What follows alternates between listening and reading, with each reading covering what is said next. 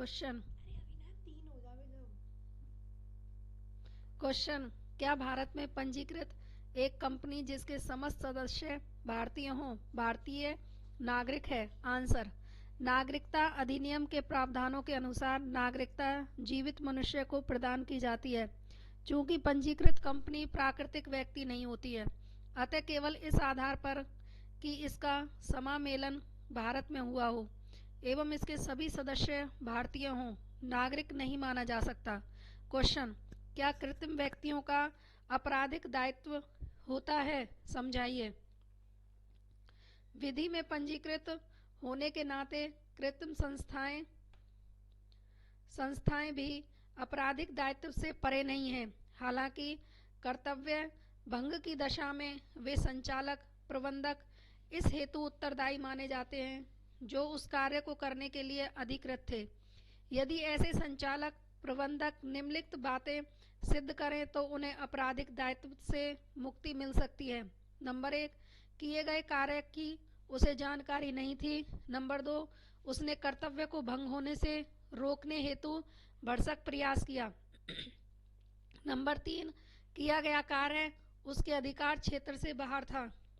वर्तमान विधिक अधिकार। नंबर 1, घरेलू हिंसा से महिलाओं का संरक्षण अधिनियम 2005 और घरेलू हिंसा अधिनियम 2005 महिला की गरिमा, मान सम्मान एवं स्वाभिमान की सुरक्षा के साथ ही घर में रहने वाली महिला को घरेलू हिंसा से बचाने हेतु यह अधिनियम 26 अक्टूबर 2006 को लागू किया गया, जिसके प्रमुख लक्षण निम्नलिखित हैं। नंबर 1, घरेलू हिंसा की विभिन्न श्रेणियां वर्गीकृत की गई। नंबर 2, यह अधिनियम भूतलक्षी प्रभाव से लागू होता है।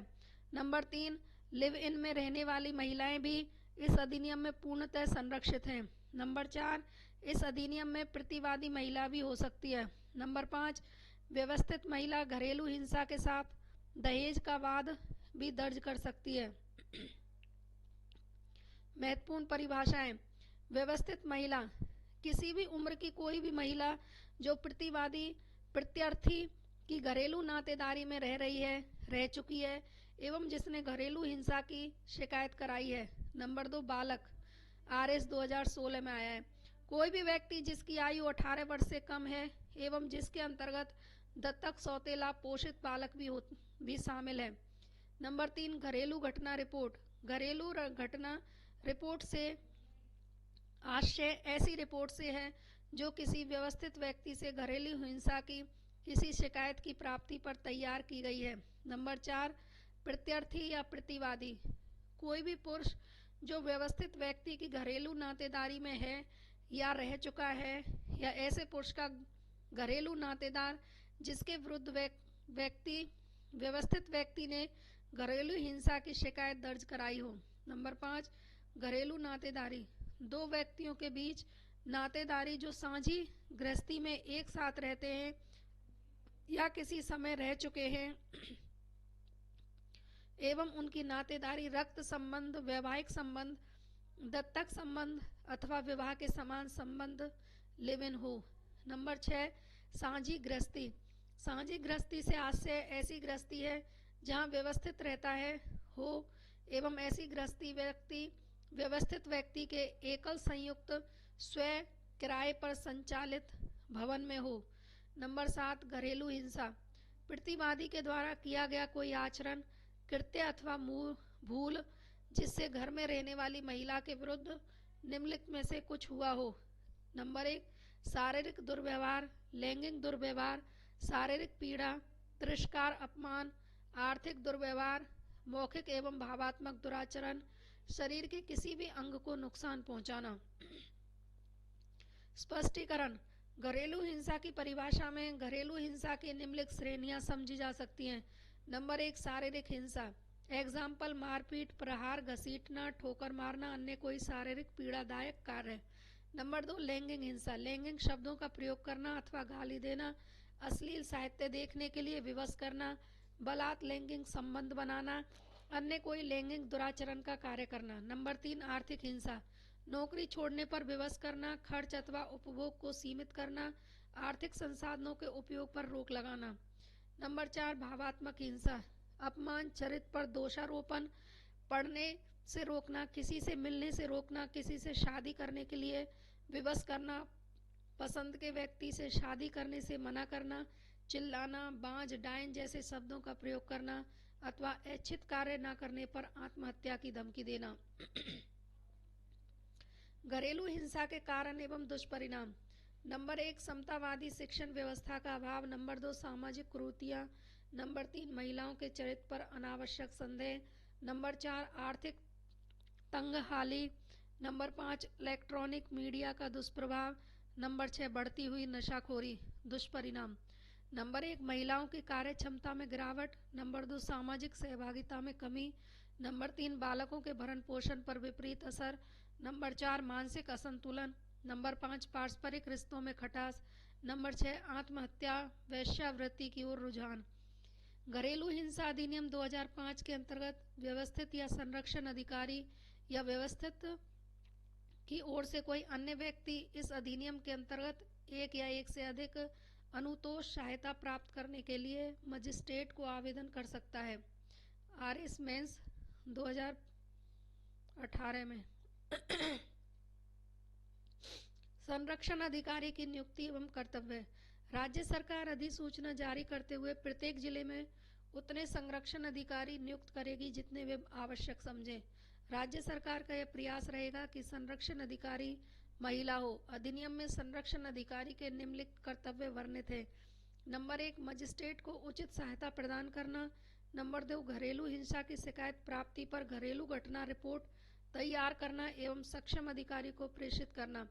नंबर 3, व्यवस्थित को विधिक उपचारों की जानकारी देना एवं विधिक सहायता उपलब्ध कराना।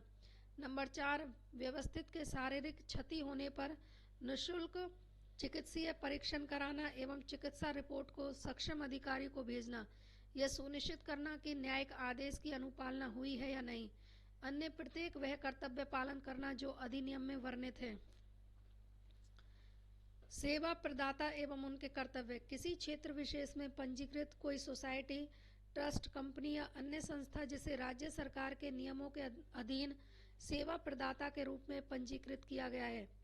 सेवा प्रदाता के निम्नलिखित कर्तव्य हैं। नंबर 1, घरेलू हिंसा की रिपोर्ट मिलने पर ऐसी रिपोर्ट सक्षम अधिकारी को प्रेषित करना। नंबर 2, व्यथित का चिकित्सीय परीक्षण कराना एवं रिपोर्ट को प्रेषित करना।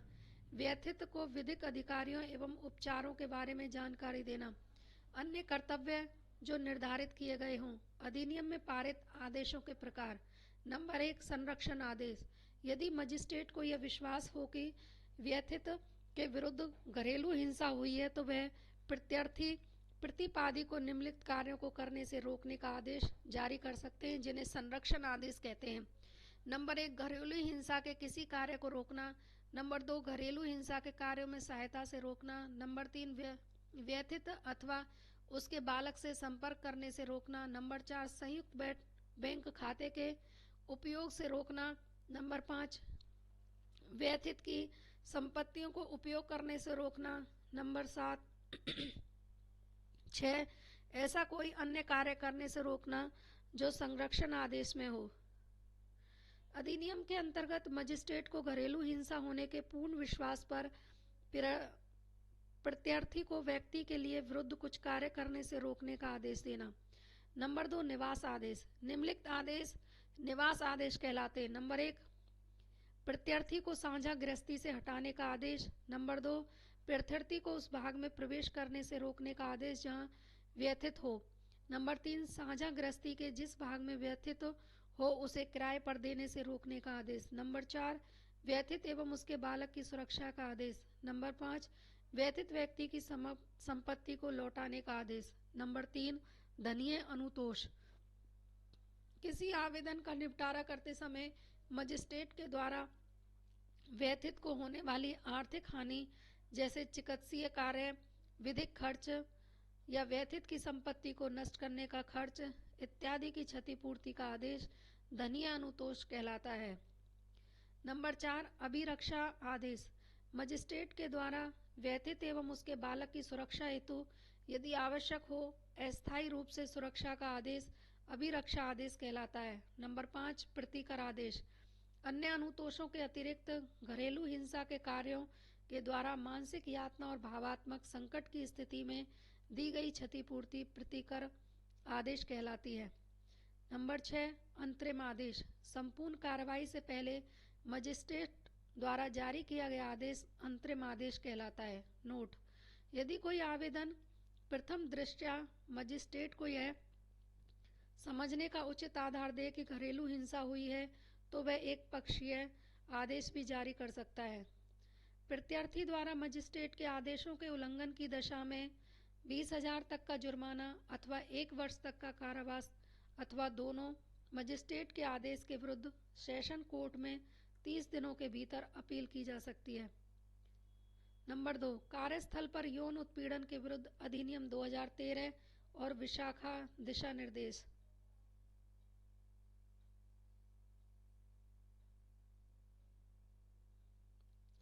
कार्यस्थल पर यौन उत्पीड़न के विरुद्ध अधिनियम 2013 विशाखा दिशा निर्देश। प्रस्तावना: यह अधिनियम कार्यस्थल पर महिलाओं की मर्यादा को व्यवस्थित करने, अनुच्छेद 14 में वर्णित समानता के अधिकार, अनुच्छेद 19 में वर्णित स्वतंत्रता के अधिकार एवं अनुच्छेद 21 में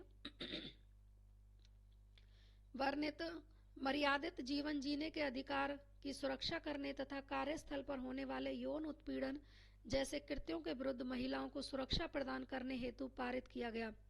भारतीय सर्वोच्च न्यायालय ने अगस्त 1997 में विशाखा बनाम राजस्थान सरकार के मामले में एवं अन्य ऐतिहासिक निर्णय देते हुए यह वर्णित किया कि कार्यस्थल पर यौन उत्पीड़न की प्रत्येक घटना महिला की समानता, स्वतंत्रता एवं मर्यादा के अधिकारों का हनन है, जिसके निवारण हेतु उच्चतम न्यायालय के द्वारा कामकाजी महिलाओं के लिए कुछ दिशा निर्देश जारी किए गए हैं, जिनके आधार पर यह एक्ट लागू किया गया।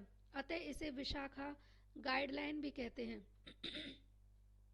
महत्वपूर्ण परिभाषा: व्यवस्थित महिला, व्यथित महिला, किसी भी उम्र की कोई भी महिला जिसने अपने विरुद्ध इस अधिनियम में यौन उत्पीड़न की शिकायत दर्ज कराई, जिसमें घरेलू सेविका भी शामिल है। महिला का कर्मचारी होना आवश्यक नहीं है। नंबर 2, कार्यस्थल। कार्यस्थल में शामिल है: नंबर 1, कोई विभाग, शाखा, समूह, संघ अथवा इनसे संबंधित कोई क्षेत्र या भवन जो निजी क्षेत्र अथवा सरकार के द्वारा संचालित, नियंत्रित या वित्त पोषित है। नंबर 2, ऐसा अस्पताल, शिक्षण संस्थान, नर्सिंग संस्थान या खेल व प्रशिक्षण संस्थान। नंबर 3, किसी भी कर्मचारी के द्वारा कार्यपालन हेतु भ्रमण किया गया कोई क्षेत्र।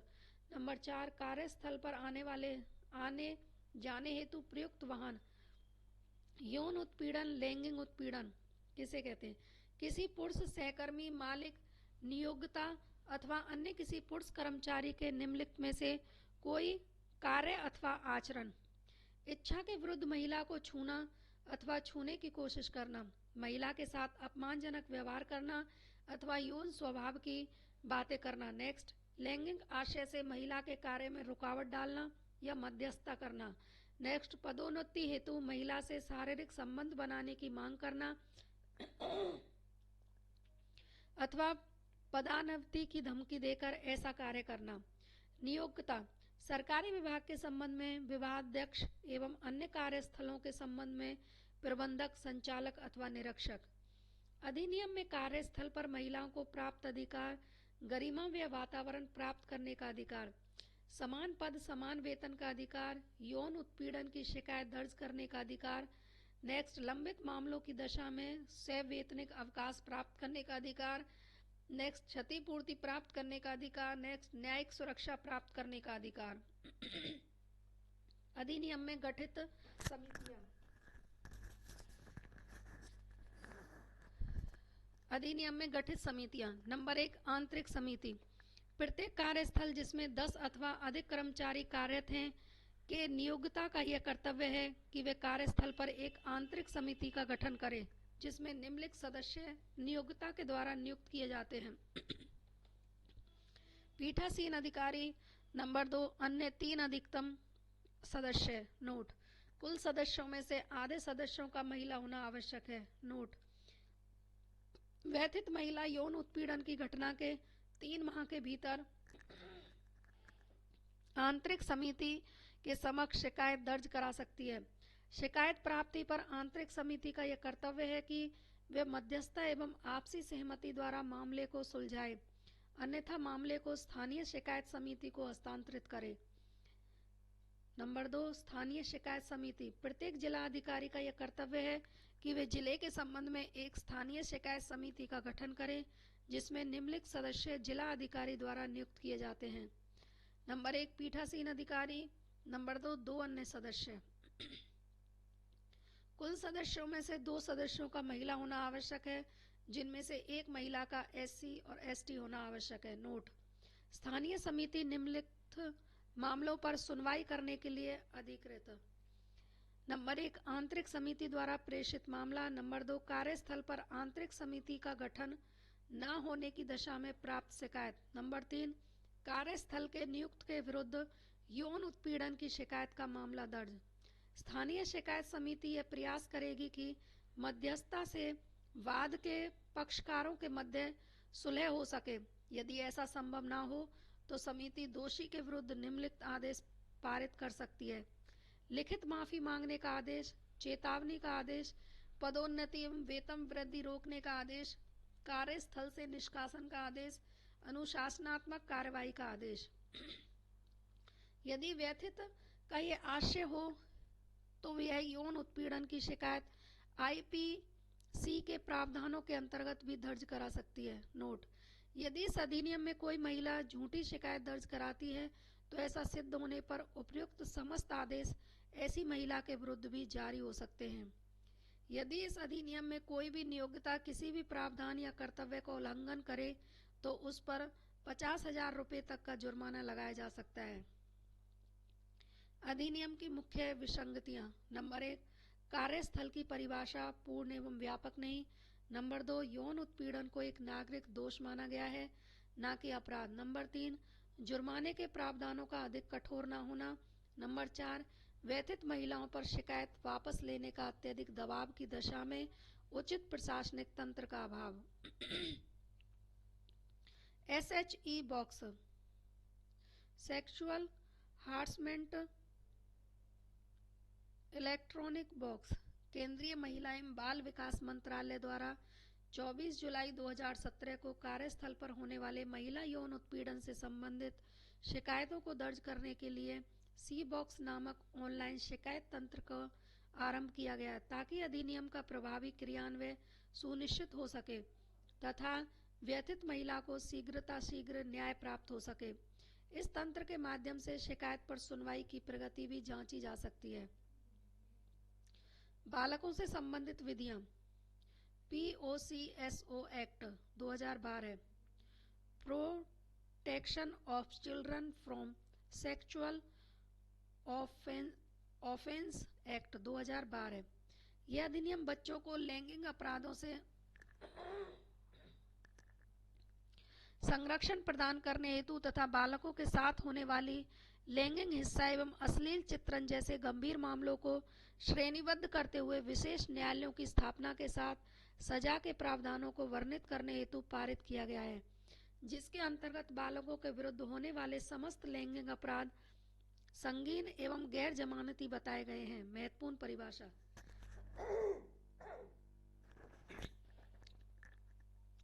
बालक अधिनियम में बालक का यही अर्थ है जिसे 18 वर्ष से कम आयु और सौतेला दत्तक पोषित। लैंगिक हमला, कोई भी व्यक्ति लैंगिक आशय से बालक के गुप्त अंगों को स्पर्श करता है या बालक से स्वयं के या किसी अन्य व्यक्ति के गुप्त अंगों को स्पर्श कराता है या किसी अन्य माध्यम से बालक से शारीरिक संपर्क करता है या कराता है तो वे लैंगिक हमले का अपराधी होता है। सजा का प्रावधान। अधिनियम के प्रावधानों के अनुसार लैंगिक हमले में न्यूनतम कारावास 3 वर्ष एवं अधिकतम कारावास 5 वर्ष प्लस जुर्माना। गुरुतर लैंगिक हमला, जब निम्नलिखित में से कोई व्यक्ति किसी बालक के साथ लैंगिक हमले का कृत्य करते हैं तो वे गुरुतर लैंगिक हमले के अपराधी होते हैं। नंबर 1, सुरक्षा बल के आदि सदस्य। नंबर 2, लोक सेवक। नंबर 3, शिक्षण संस्थान के कर्मचारी अथवा प्रबंधक। नंबर 4, अस्पताल या नर्सिंग होम के कर्मचारी प्रबंधक। नंबर 6, देवस्थान व देव भूमि। नंबर 7, संरक्षण गृह के कर्मचारी प्रबंधक। नंबर 7 पुलिस कर्मचारी। नोट: उपयुक्त के अतिरिक्त यदि कोई अन्य व्यक्ति भी मानसिक रूप से अस्वस्थ या प्राकृतिक आपदा में परिवार को खोने वाले बालक के साथ लैंगिक हमले का कृत्य करता है तो वे गुरुतर लैंगिक हमले का अपराधी होता है। सजा: न्यूनतम 5 वर्ष और अधिकतम 7 वर्ष। लैंगिक प्रवेशन हमला: जब कोई व्यक्ति स्वयं का कोई अंग अथवा वस्तु बालक के किसी गुप्त अंग में प्रवेश कराता है अथवा किसी अन्य को बालक के साथ ऐसा करने के लिए दबाव बनाता है अथवा बालक के गुप्त अंग को मुख से स्पर्श करता है तो वह लैंगिक प्रवेशन हमले का अपराधी होता है। सजा: 10 साल, न्यूनतम उम्र कैद, अधिकतम। नोट: संशोधित अधिनियम 2019 के अनुसार यदि कोई व्यक्ति 16 वर्ष से कम आयु के बालक के विरुद्ध लैंगिक प्रवेशन हमला कराता है तो न्यूनतम सजा 20 वर्ष व अधिकतम सजा उम्र कैद की गई है। गुरुतर लैंगिक प्रवेशन हमला: जब निम्नलिखित में से कोई व्यक्ति किसी बालक के विरुद्ध लैंगिक प्रवेशन हमले का कृत्य करते हैं तो वे गुरुतर लैंगिक प्रवेशन हमले के अपराधी होते हैं। सुरक्षा बल के सदस्य, लोक सेवक, शिक्षण संस्था के कर्मचारी अथवा प्रबंधक, अस्पताल तथा नर्सिंग होम के कर्मचारी प्रबंधक, संरक्षण गृह के कर्मचारी प्रबंधक, पुलिस कर्मचारी व देवस्थान और देवभूमि। इनके अलावा यदि कोई अन्य व्यक्ति भी मानसिक रूप से अस्वस्थ है अथवा प्राकृतिक आपदा में पिछड़े बच्चे के साथ लैंगिक प्रवेशन हमला करता है तो भी उसे गुरुतर प्रवेशन हमला माना जाता है। लैंगिक प्रवेशन हमले से बालक की मृत्यु होने पर भी वह गुरुतर प्रवेशन हमला माना जाएगा। सजा: न्यूनतम 20 वर्ष, अधिकतम फांसी की सजा।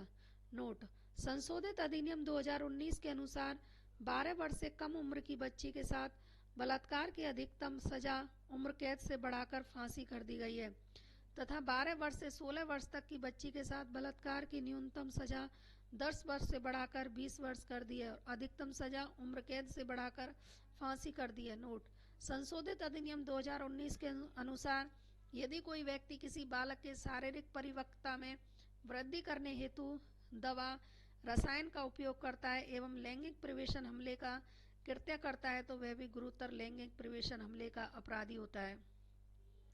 लैंगिक उत्पीड़न: जब कोई व्यक्ति लैंगिक आशय से किसी बालक के साथ निम्नलिखित कृत्य करे।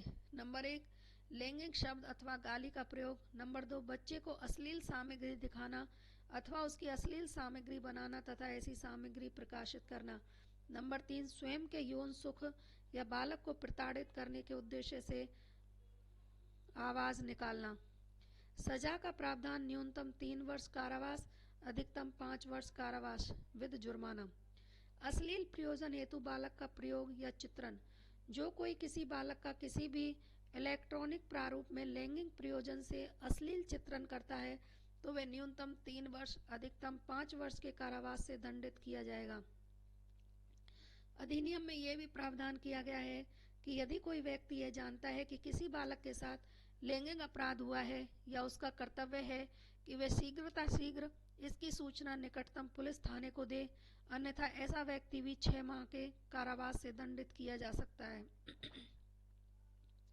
POCSO एक्ट में बालकों को प्राप्त अधिकार: नंबर 1, लैंगिक अपराध की शिकायत दर्ज करने का अधिकार।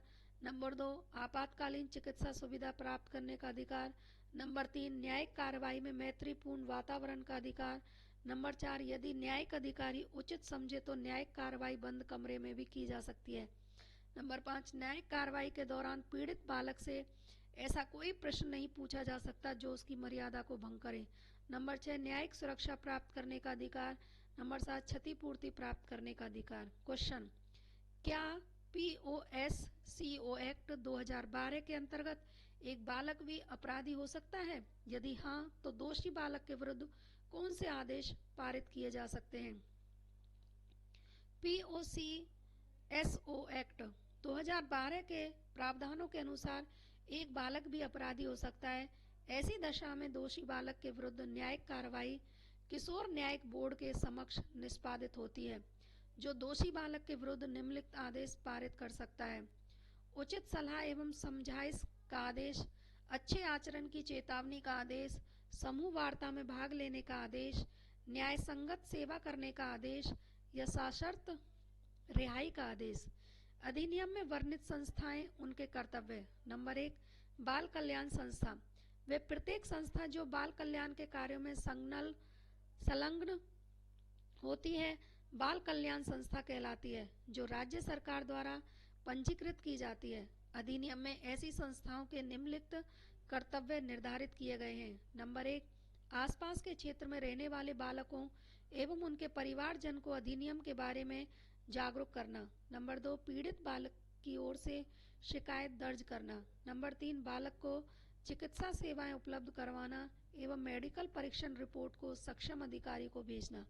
नंबर 4, मजिस्ट्रेट के कार्यों में सहयोग करना। न्यायालय। नंबर 1, त्वरित न्याय करना। नंबर 2, बालक की मर्यादा एवं भावना को व्यवस्थित करना। नंबर 3, पीड़ित बालक को न्यायिक कार्रवाई में मैत्रीपूर्ण वातावरण उपलब्ध कराना। नंबर 4, यदि आवश्यक हो तो न्यायिक कार्रवाई बंद कमरे में करवाना। नंबर 3, सरकार। नंबर 1, अधिनियम के बारे में प्रशिक्षण देते हुए जागरूकता फैलाना। नंबर 2, समय रहते अधिनियम की विसंगतियों को दूर करना। नंबर 3, त्वरित न्याय हेतु विशेष न्यायालयों की स्थापना। नंबर 4, अधिनियम का सफल प्रशासन व क्रियान्वयन करना। नंबर 5, अधिनियम में वर्णित अन्य कर्तव्य पूरे करना। बाल श्रम प्रतिबंध एवं नियमन एक्ट 2016। प्रत्येक बालक अपने परिवार के साथ साथ अपने देश का भी भविष्य माना गया है, जिसे प्राकृतिक न्याय के आधार पर बचपन को जीने का अधिकार प्राप्त है एवं सीखने का अधिकार प्राप्त है। परंतु अशिक्षा और निर्धनता के कारण अनेक बालक ऐसे अधिकारों से वंचित रहे हैं, क्योंकि वो बालक श्रम के लिए प्रेरित किए जाते रहे हैं। बाल श्रम को नियंत्रित करने हेतु 1979 में गुरुपद समिति का गठन किया गया, जिसने तात्कालीन परिस्थितियों के मद्देनजर यह सुझाव दिया कि बाल श्रम पूर्णतः प्रतिबंधित नहीं किया जाना चाहिए। सिफारिशों को ध्यान में रखते हुए संसद के द्वारा बाल श्रम प्रतिबंधन एवं नियमन अधिनियम 1986 पारित किया गया, जिसे वर्ष 2016 में पुनः से संशोधित किया जा चुका है, जिसके निम्नलिखित लक्षण हैं। नंबर 1, बालक की परिभाषा।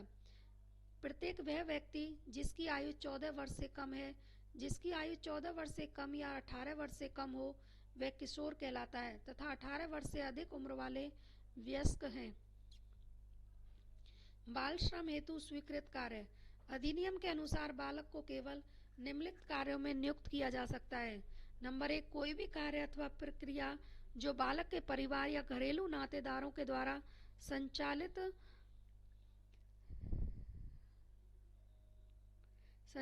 की जाती है, खतरनाक कार्यों के अतिरिक्त।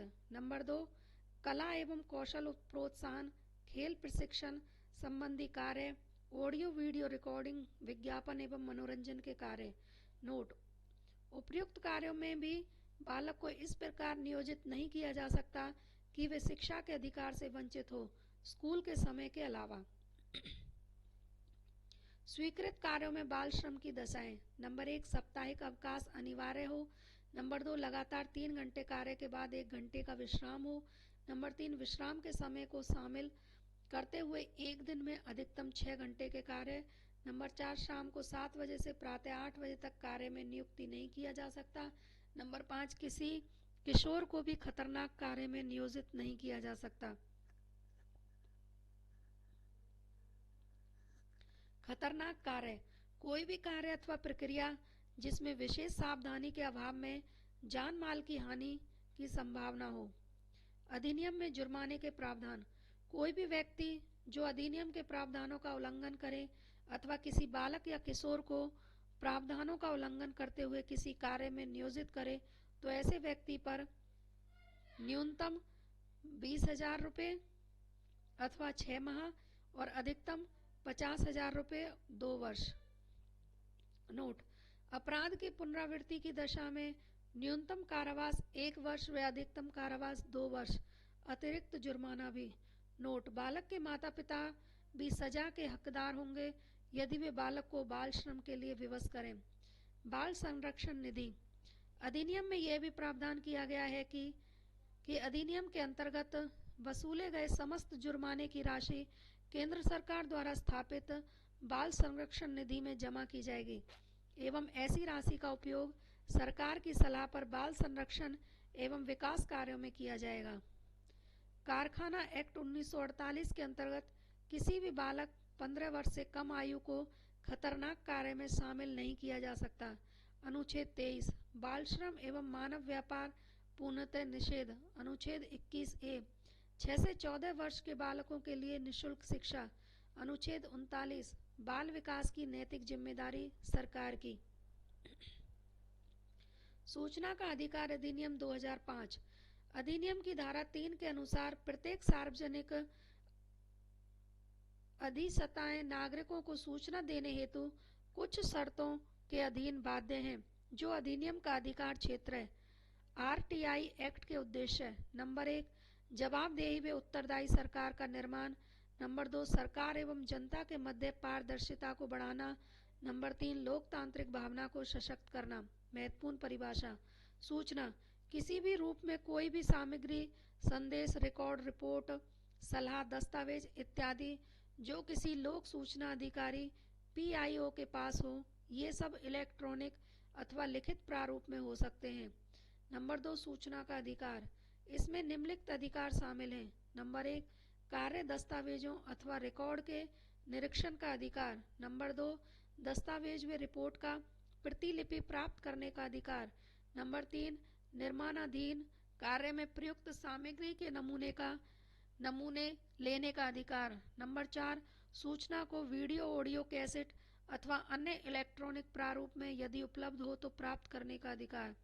नंबर 5 अन्य अधिकार जो निर्धारित किए गए हों।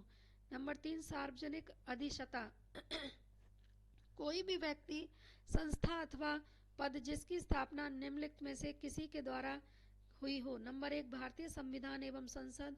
नंबर 2 राज्य विधानमंडल एवं विधायिका।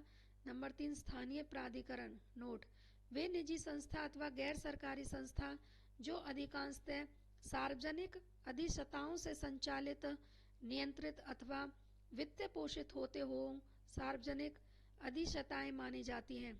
नोट: सूचना अधिकार के अंतर्गत नागरिक केवल सार्वजनिक अधिसत्ताओं से ही सूचना प्राप्त कर सकते हैं। नंबर 4 तृतीय पक्षकार। अधिनियम के प्रावधानों के अनुसार सूचना के आवेदक एवं सार्वजनिक अधिसत्ता को छोड़कर शेष व्यक्ति तृतीय पक्षकार होते हैं।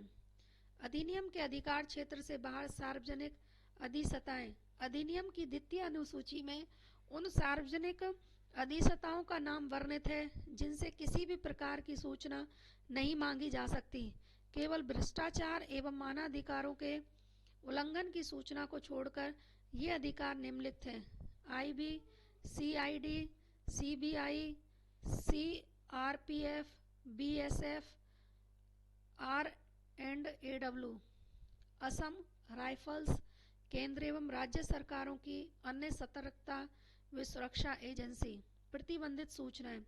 अधिनियम के भाग 8 में उन सूचनाओं को बताया गया है जो प्रतिबंधित हैं। यदि मांगी गई सूचना का संबंध प्रतिबंधित सूचनाओं से हो तो पीआईओ सूचना देने से मना कर सकता है। ये सूचनाएं निम्नलिखित हैं। नंबर 1 जहां सूचना प्रकट करने से देश की एकता, अखंडता, संप्रभुता और स्वाभिमान खतरे में हो। नंबर 2 जहां सूचना के प्रकटन से न्यायालय की अपमानना हो। नंबर 3 जहां सूचना का संबंध किसी संस्था अथवा व्यक्ति के व्यापारिक रहस्य से हो। नंबर 4 जहां सूचना के प्रकटन से किसी के कॉपीराइट का उल्लंघन होता हो। नंबर 5 देश की सुरक्षा से संबंधित सूचनाएं। नंबर 6 संसद एवं विधानमंडल की कार्रवाई। नंबर 7 विदेशों से विश्वास में प्राप्त की गई सूचनाएं। नोट: आंशिक प्रकटन जहां मांगी गई सूचना के एक भाग का संबंध प्रतिबंधित सूचनाओं में से किसी से हो तो सूचना का केवल वही भाग प्रकट किया जा सकता है जो प्रतिबंधित ना हो। ऐसा प्रकटन आंशिक प्रकटन कहलाता है। लोक सूचना अधिकारी वे उसके कर्तव्य। प्रत्येक सार्वजनिक अधिसत्ता का यह कर्तव्य है कि वे अपने विभाग या कार्यालय के संबंध में एक लोक सूचना अधिकारी की नियुक्ति करें। वे इससे संबंधित समस्त जानकारी प्रकाशित करें। प्रत्येक पीआईओ का यह कर्तव्य है कि वे निर्धारित समय अवधि में मांगी गई सूचना को प्रकट करें। नोट: यदि मांगी गई सूचना का संबंध पीआईओ के विभाग से न हो तो पीआईओ का कर्तव्य है कि वे संबंधित विभाग का आवेदन हस्तांतरित करे। सूचना आवेदन की प्रक्रिया: आवेदक को किसी भी सार्वजनिक अधिसत्ता से कोई सूचना प्राप्त करना चाहता हो तो उसे संबंधित पीआईओ को लिखित एवं सशुल्क आवेदन करना होता है। आवेदन का कोई प्रारूप निर्धारित नहीं है। यदि आवेदक बीपीएल वर्ग से संबंधित हो तो निःशुल्क आवेदन भी स्वीकार किया जा सकता है। सूचना प्रदान करने की समय सीमा: नंबर 1, सामान्य परिस्थितियों में आवेदन प्राप्ति के 30 दिनों के भीतर। नंबर 2, यदि मांगी गई सूचना का संबंध किसी अन्य विभाग से हो तो 5 अतिरिक्त दिन। नंबर 3, यदि सूचना तृतीय पक्षकार से संबंधित हो तो आवेदन प्राप्ति के 40 दिनों के भीतर। नंबर 4, यदि किसी व्यक्ति के जीवन या स्वतंत्रता से संबंधित हो तो सूचना 48 घंटों के भीतर दे दी जाएगी। अधिनियम में जुर्माने का प्रावधान: यदि कोई पीआईओ नंबर 1, निर्धारित समय में सूचना का प्रकटन न करे। नंबर 2, असत्य अथवा अधूरा प्रकटन करने पर। नंबर 3, असामान्य शुल्क वसूलने पर। नंबर 4, तो दोषी पीआईओ पर 250 रुपये प्रतिदिन, जो अधिकतम 25,000 तक हो सकता है, का जुर्माना लगाया जा सकता है। अधिनियम में अपील के प्रावधान: सार्वजनिक अधिसत्ता: केंद्रीय स्तर पर कार्यरत वरिष्ठ पीआईओ 30 डे में, असिस्टेंट पीआईओ फर्स्ट अपील, और 60 दिन के केंद्रीय सूचना आयोग। राज्य स्तर पर कार्यरत वरिष्ठ पीआईओ या सहायक पीआईओ राज्य सूचना आयोग पर। सूचना आयोग: केंद्रीय सूचना आयोग और राज्य सूचना आयोग। केंद्रीय सूचना आयोग में स्थापना भारत सरकार द्वारा सरकारी गजट में सूचना प्रकाशित करते हुए सदस्य, उसमें 1+10 सदस्य होते हैं। एक मुख्य केंद्रीय सूचना आयुक्त होता है और 10 केंद्रीय सूचना आयुक्त होते हैं। सदस्यों की नियुक्ति और सलाहकार समिति की सिफारिश पर राष्ट्रपति द्वारा होती है। समिति अध्यक्ष पीएम होता है और अन्य लोक सेवा में विपक्ष के नेता वे कैबिनेट मंत्री होते हैं। प्रधान कार्यालय न्यू दिल्ली है केंद्रीय का, और सदस्यों का कार्यकाल जैसा कि केंद्र सरकार निर्धारित करे। वेतन एवं भत्ते सरकार द्वारा निर्धारित होते हैं। और राज्य सूचना आयोग में राज्य सरकार द्वारा सरकारी गजट में सूचना प्रकाशित करते हुए सदस्य 1+10 होते हैं। मुख्य राज्य सूचना आयुक्त होता है और 10 राज्य सूचना आयुक्त होते हैं। सलाहकार समिति की सिफारिश पर राज्यपाल द्वारा समिति अध्यक्ष सीएम होता है और अन्य विधानसभा में विपक्ष प्लस कैबिनेट मंत्री राज्य सरकार द्वारा निर्धारित होता है, जैसा कि राज्य सरकार तय करे। सदस्यों का कार्यकाल और सरकार द्वारा ही निर्धारित होते हैं वेतन और भत्ते। सूचना आयोग की शक्ति एवं कार्य: नियम बनाने हेतु सरकार को सलाह देना, वरिष्ठ पीआईओ और पीआईओ के आदेश के विरुद्ध अपील पर सुनवाई करना, अपीलीय आदेश पारित करना। नोट: अपील पर सुनवाई करते समय सूचना आयोग को दीवानी न्यायालय के समान शक्तियां प्राप्त हैं, जैसा कि नंबर 1, जांच एवं अन्वेषण की शक्ति। नंबर 2, समन जारी करना। नंबर 3, शपथ पर बयान लेने की शक्ति। नंबर 4, जुर्माना लगाने की शक्ति इत्यादि। प्रश्न: आरआईटी एक्ट की उपलब्धियों पर प्रकाश डालें। आरटीआई एक्ट की विसंगतियां: प्रशासनिक अधिकारी होने के नाते आरटीआई एक्ट के प्रति जन जागरूकता बढ़ाने के सुझाव। क्वेश्चन: आरटीआई एक्ट संशोधन के पक्ष विपक्ष पर चर्चा। पक्ष पर चर्चा: नंबर 1, चूंकि केंद्रीय सूचना आयोग संवैधानिक संस्था नहीं है, जबकि इनके सदस्यों का वेतन संवैधानिक पदों के समान है, अतः वेतन विसंगति समाप्त हुई। नंबर 2, सरकार के अधीन होने से पारदर्शिता की वृद्धि होने की संभावना जैसे कि अन्य सार्वजनिक संस्थाओं में देखा गया है। नंबर 3, सहयोगात्मक कदम न कि हस्तक्षेप की नीति। विपक्ष: नंबर 1, सूचना आयोग की स्वायत्ता पर सरकारी हस्तक्षेप। नंबर 2, सरकार के चहीते मामलों में निष्पक्षता का अभाव। नंबर 3, सरकार की सहकारी संघवाद की भावना पर प्रश्न चिन्ह। नंबर 4, जवाबदेहिता एवं उत्तरदायित्व की भावना पर कुठाराघात। माता पिता एवं वरिष्ठ नागरिकों का भरण पोषण एवं कल्याण अधिनियम 2007 प्रस्तावना। संविधान के अधीन अस्वास्थ्य एवं मान्यता प्राप्त माता पिता एवं वरिष्ठ नागरिकों के भरण पोषण तथा कल्याण को प्रभावी ढंग से लागू करने के साथ ही माता पिता व वरिष्ठ नागरिकों के भरण पोषण के अधिकार को सुनिश्चित करने के लिए यह अधिनियम संसद के द्वारा लागू किया गया है। महत्वपूर्ण परिभाषा। बालक। बालक के अंतर्गत पुत्र पुत्री पौत्र और पौत्री शामिल हैं, किंतु इसमें कोई भी अवयस्क सम्मिलित नहीं है। अवयस्क। अवयस्क में ऐसा व्यक्ति शामिल है जिसके बारे में भारतीय वयस्कता अधिनियम 1875 के अधीन यह समझा जाता है कि उसमें वयस्कता की आयु प्राप्त नहीं की है। नंबर 3, भरण पोषण। भरण पोषण में आहार वस्त्र निवास एवं चिकित्सीय सेवा उपलब्ध कराना शामिल है।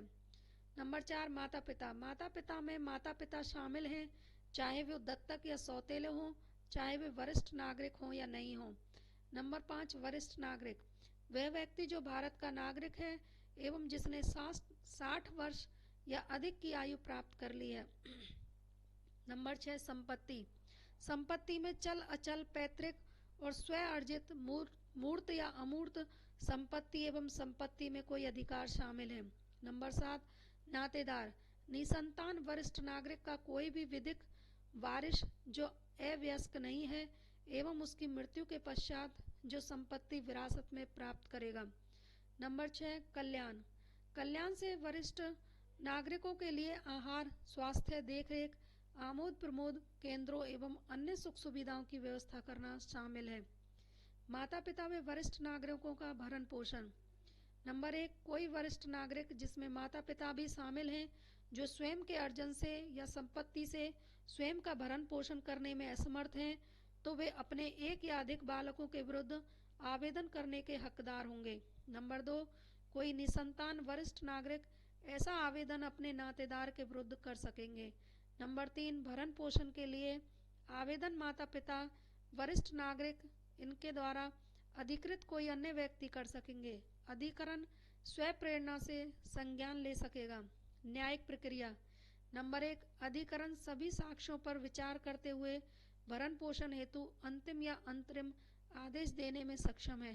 नंबर 2, आदेश में भरण पोषण के लिए मासिक भत्ते की राशि तय की जा सकती है, जिसे तय करते समय बालक या नातेदार की आय पर विचार किया जाएगा। नंबर 3, भरण पोषण की रकम आदेश देने के लिए 90 दिन तक की जानी आवश्यक, अन्यथा भरण पोषण की रकम में ब्याज 5% से 18% तक प्रदान करने का आदेश दिया जा सकता है। भरण पोषण अधिकरण का गठन। राज्य सरकार राजपत्र में अधिसूचना देते हुए प्रत्येक उपखंड के लिए एक या एक से अधिक ऐसे अधिकरण का गठन करती है जो भरण पोषण के आदेश के क्रियान्वयन पर निरीक्षण करते हैं। नोट। नंबर 1, राज्य सरकार अधिकरण के आदेश के विरुद्ध अपीलीय प्राधिकरण का गठन करने के लिए अधिकृत है। नंबर 2, राज्य सरकार भरण पोषण अधिकारी के रूप में एक या एक से अधिक व्यक्तियों को नियुक्त कर सकती है। नंबर 3, वृद्धाश्रमों की स्थापना प्रत्येक जिले में एक हो।